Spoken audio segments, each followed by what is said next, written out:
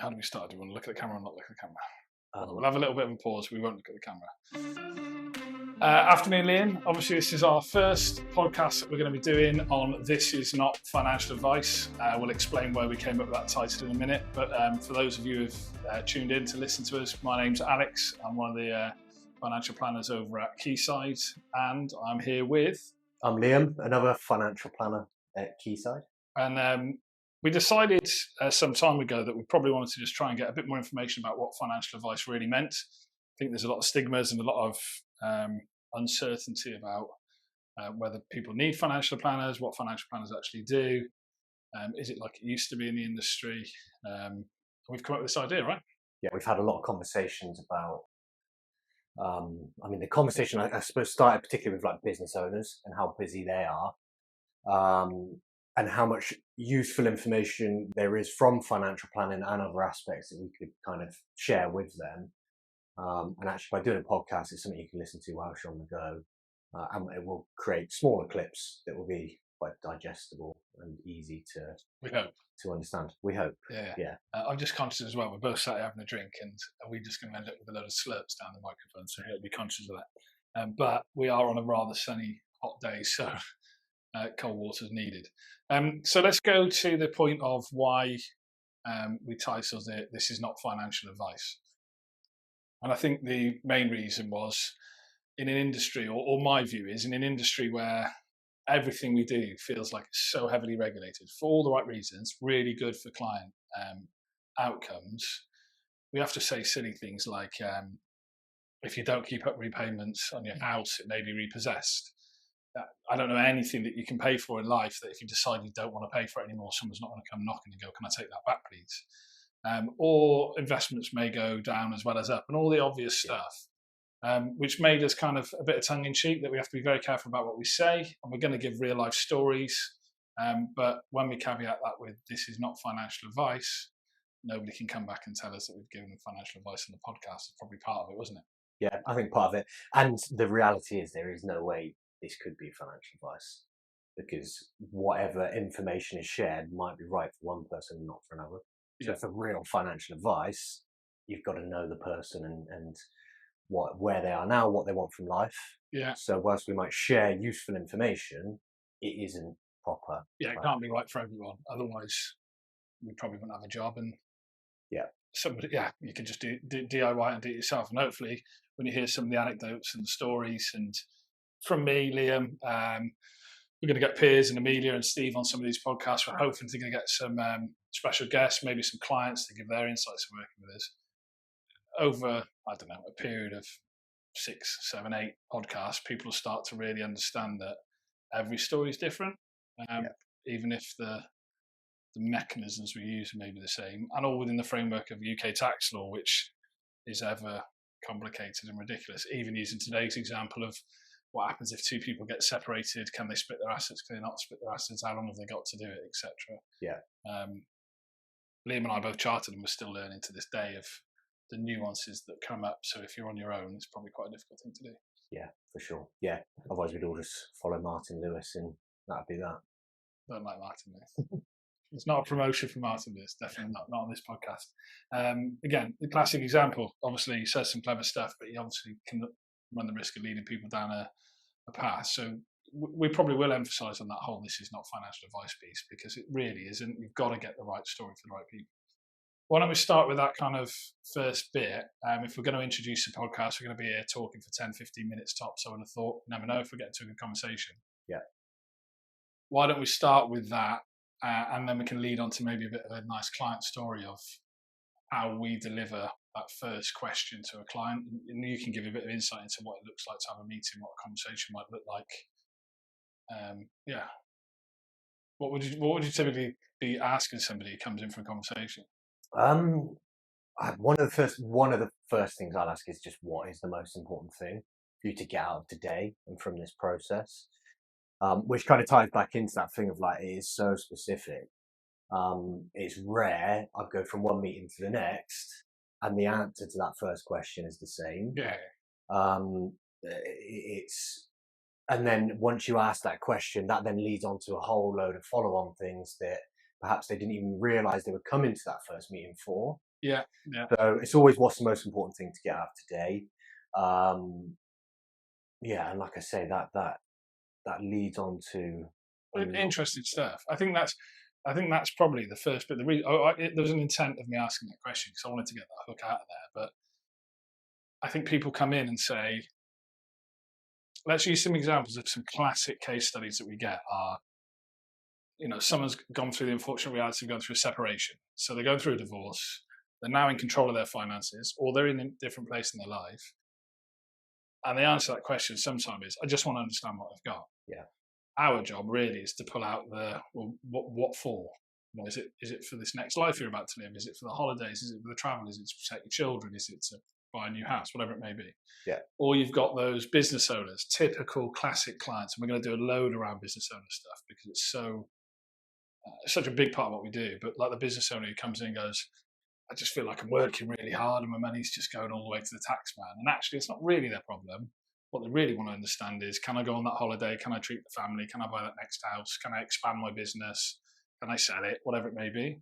yeah, And that comes from the question of what's most important, doesn't it? I think people think they're going to come in to tell you one thing. And then when you go, but what do you mean? It spirals into the Disney holiday, the trip to Las Vegas, if I can get that one in early, yeah, whatever it may be. And, yeah, and I think that's what's really interesting about the misunderstanding, I'd say, of what financial planning really is. yeah, yeah, for sure. It's made me think of a business owner client actually that it's probably been 2 or 3 years now that I've been working with him. But the first conversation of like what's the most important thing was actually for the business making sure my employees are protected. And it was kind of that was the sole focus. And we had a conversation around setting up like a death in service policy. We ended up doing death in service and private medical insurance Yeah, for his employees, and we went and got that set up. And initially, that was kind of his sole that was a goal. focus. Yeah, And when he was introduced to me, it was kind of that's all he's going to want to talk about. But naturally, that then did lead on to the more personal questions in terms of like, what's this all for? What's the end goal? What do you want from life? Um, and from there, we started to paint a picture of kind of what was it all for. And he openly said, like, that's the first time he's really thought about it. He's yeah, been working so hard, building a business, raising a family, doing all these things that it kind of took me to come in and give that perspective for him to actually start putting thought to it. And now a couple of years later, we're continuing to build on that life plan and map yeah, out the future. We've started funding pensions with the goal to actually use the money in the pension to purchase a property from his company, which is already in there. So we're going to get money into the business that he can then draw out from the business. So there's a strategy going on in terms of how we can do that. Those conversations around like what is it all for has now got him thinking about retirement, yeah, and actually instead of just pedaling and pedaling and pedaling, when do I want to exit? yeah. Be clever with it. That's now transpired. That is a lot sooner than he initially thought it was going to be. So we've now brought in someone else to come and talk to him about sale opportunities in the business. I had a meeting with him a couple of weeks ago to help him understand what are those sale opportunities, get like a valuation for the business, and now for a few years start getting the business in the right place for that sale. Yeah, and that's another good point about all the other stuff that we do around the precipice of the planning. So the other people, the client says, I want to go and I'm probably going to retire when I'm 60. Why? And I think I've said this before. I've got one male client now in a decade who's retired from work and stayed retired. Every single one of them has returned to work. But interestingly, we kind of get it drummed into our head of work hard, clear your mortgage, get to retirement, sail off in the sunset. And then people think, I really want purpose. And again, part of the conversation we end up with, like that business owner, is what's it all for? No one's ever asked him. And I think that's so common with business owners. Some are business owners because that's what they've always chose to be. Some are business owners by default. So I can think of quite a few local firms that we work with who actually the owner's fallen into that role. So maybe they get that. I think it was Amelia that I worked on a case where the chap said to us he had proper imposter syndrome because he was quite successful, but he just couldn't understand how. It's like, oh, I'm just an engineer. That's all I know. It's like, yeah, most people at the top of businesses are just a master of their craft. The rest of Yeah. it's the bit that you need help and support for. And I think a big part of what we do is get that conversation started of why. I remember I got asked this when I set this business up, and I was like, I just quite like what I do. I really like seeing people enjoy what they work hard for. Where we were going, I didn't really have clear direction. I'm not entirely sure as a business we have clear direction now, other than to try and be great at what we do. Yeah. I don't think we've got these vast dreams to be, to own the whole building and do everything else. Might happen because we naturally push on. Yeah. But I think people don't often get asked that question. And I don't think people do, even if they're not business owners. I think in every walk of life, there's not a lot of financial education early doors that makes you think, why am I going to work? It's almost like, well, I have to pay my bills. I have to do this. I have to do that. And I guess you've probably had a few stories like this. I don't even think of any, but where people have that light bulb moment of, oh God, I don't actually need to do that next purchase. I don't need the fancier car. I don't need the bigger house. What I really want to do is just sit in the garden and relax. And then when they realize they can, there's that fear moment of, I've now been told I can slow down. Yeah. Nobody's ever told me that. So how do I actually physically go through that psychological change of cutting down my hours, reducing my work, taking less profit, whatever it may be? And that's another fascinating part of the job for me. I find it so interesting. Sure. Like, I think that gets underestimated just in society as a whole. That change from like work, now retire. And I've noticed a lot more with clients that, like, and just in general, like, people do seem to, retirement's different to what it used to be. It's not just work to this age and then this date I stop and that's it.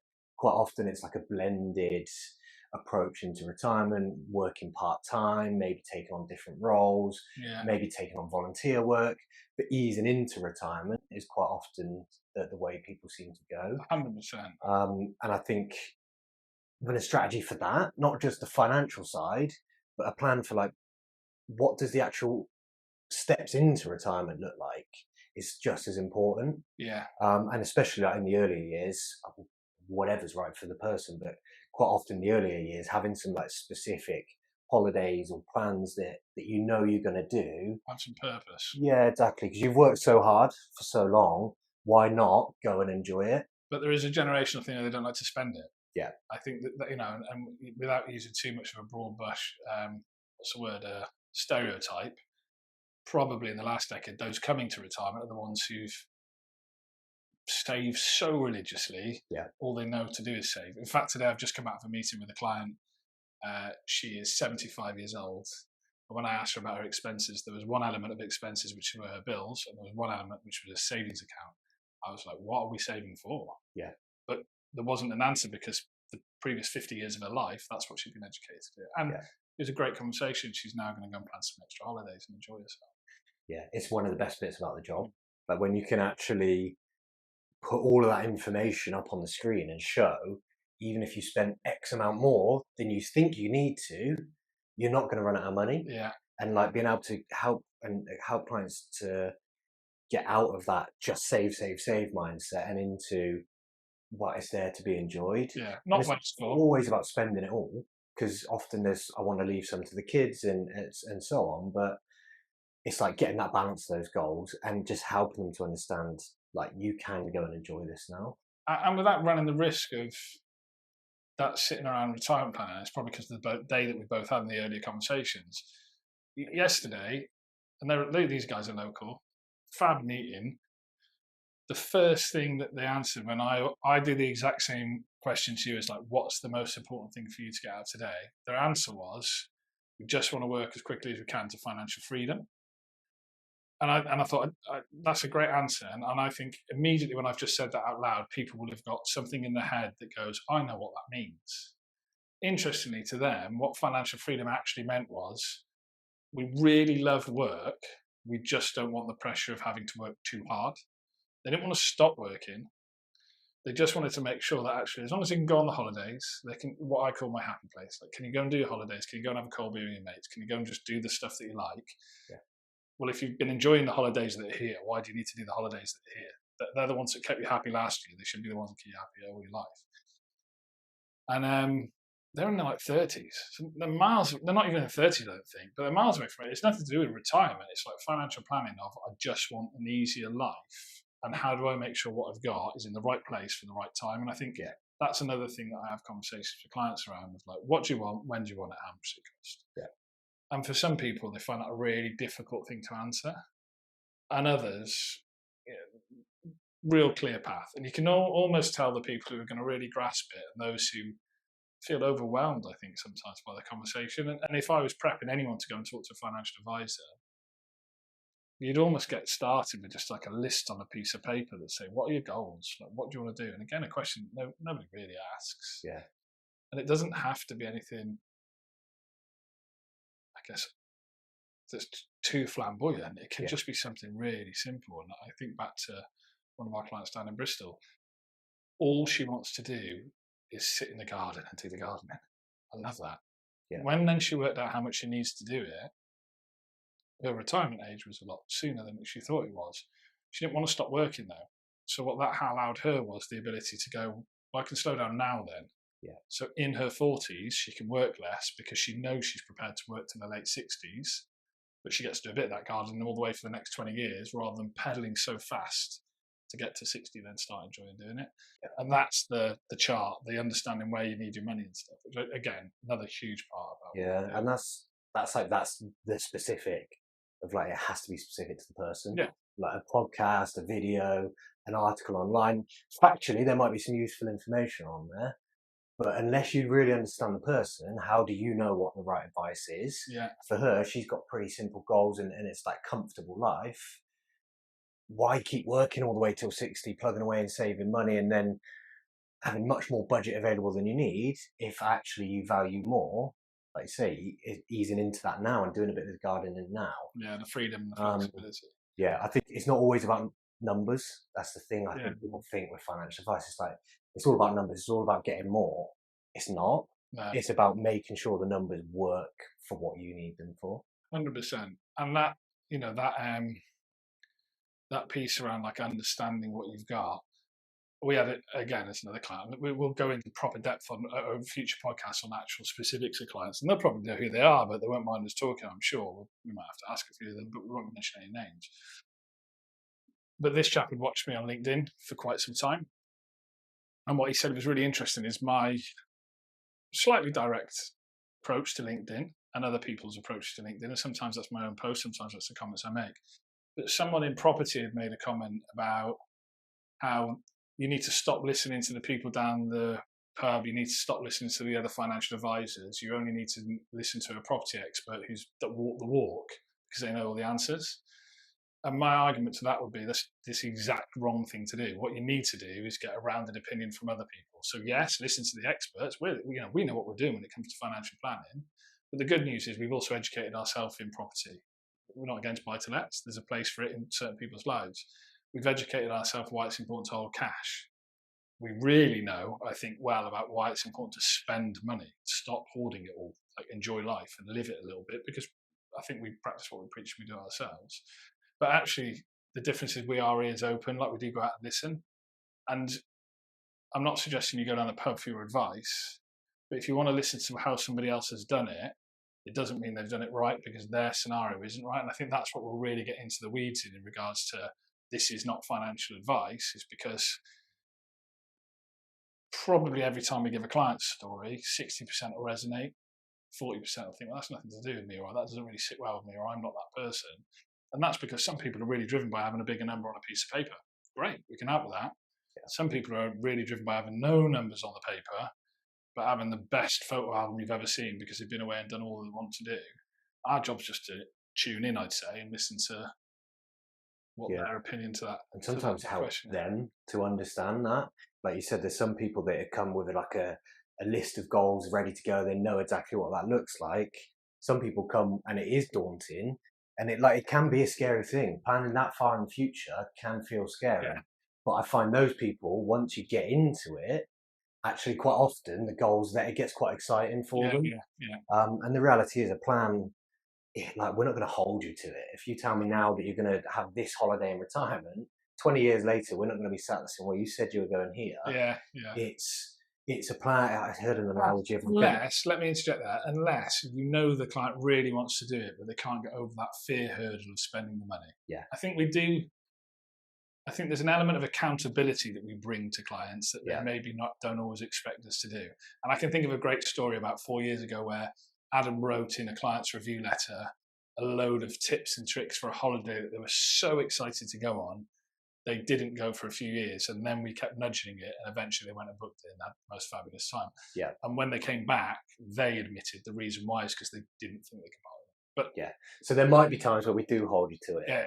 But I guess my point was that analogy of like a pilot, when they set off to get to their destination, it's not like we're going to follow this exact route and that's not going to change no matter what. Yeah. They're going to take off. And if there's things that crop up, maybe a storm, they might have to take a different route. Yeah. Ultimately, the destination is the same. The plan just changes and adjusts as the journey goes on. Hence, we see our clients every year as an absolute minimum, because even when they don't think anything's changed, the world changes around them, even if they think they're on the same path. So the idea is, let's summarize what we're doing in regards to a podcast. I don't know how long we've been talking, and if you're in the gym and you've not finished your workout, maybe find a more interesting podcast or put on some nice music to listen. And again, I guess that's a really interesting point. You touched on it earlier on. Part of the reason why we're doing it on a podcast is so people can actually listen in at times where they don't have either what they feel like is the brain capacity to go and sit and have a conversation with somebody in more detail, or the time. This is on in your car, this is on in your gym. At least you get to listen to some interesting stuff that's real world and actual anecdotal stories. Yeah, and we'll be posting clips as well. So there's also like the short snippets. Yeah. So the idea is, what we're going to do is bring into life and pre-plan a couple of scenarios around, these are the conversations we've been having this week or this month or this year with our clients. Here's how they benefited. Here's where they've saved. This is what it meant for them. But really bring into life what it meant to them. So not, they invested £100,000 and got £25,000 worth of tax savings. What did they do with the £25,000? How has it meant that they've been able to put an extension on the house, or how has it meant that they've been able to go on a holiday they didn't think they could afford? And how does that practically work out in their life, right? That's the main aim. Yeah. With a bit of insight to think, I could start. We're going to try and do some practical stuff, I think we've agreed, where we're going to try and get in, just top tips, a bit of budgeting, understand your numbers. I give this one away really early because we spoke about this. If you're an individual or a business owner, something I read, this isn't our own idea, go through your bank statement, have a look at a direct debit that you're not benefiting from the last 3 months. So that could be a subscription to a piece of software. It could be, you've got Amazon, you've got Disney, and you've got Netflix, and you realise that actually no one in the family ever watches Disney. Cancel it. Might not seem a lot, but if it's saving you £15, £20 a month, it's your £15, £20 and times up by 12. Got a few extra quid to put towards the next meal out or whatever it may be. And it's the small stuff that matters as well as the big stuff, isn't it? And that's where we want to try and get some real world application in, that people can start listening and benefiting for free. And I think it's fair to say it won't all be financial as well. It will naturally have a financial tilt because that's what we live and breathe. But like, there'll be things we're doing in the business that aren't necessarily financial that we might talk about. Like you say, we might try and get some guests in. Yeah. They're going to bring different perspectives from what they do. So it won't all be money. Oh, no. Well, it shouldn't be, yeah. I'm going to tell my story about how I haven't paid for Las Vegas for the last 5 years, and hopefully that gives people a hook. We've had somebody local who's a solicitor who said, you can get me on there because it'd be really interesting to see our side of stuff and how we work with clients.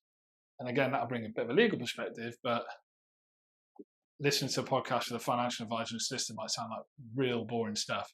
It's not, because we don't really talk about legal and we don't really talk about finances. And like you say, what else can we bring to the table? What ideas can we bring? And I'm sure if people actually listen to this, they may be able to drop us a message and say, I'd like to hear about this, or can you get somebody in to talk around this, and we'll accommodate it. It's a podcast for the people, right? Yeah, be brave and want to come on. So I'd say that summarises it. We need a little bit of cheesy music to drop off at the background, but that is the first episode of This Is Not Financial Advice from a rather hot office in Gloucester. I've been Alex. Liam. And we hope you've enjoyed listening, and please do come back for another listen where we bring you some real world stories. Thank you.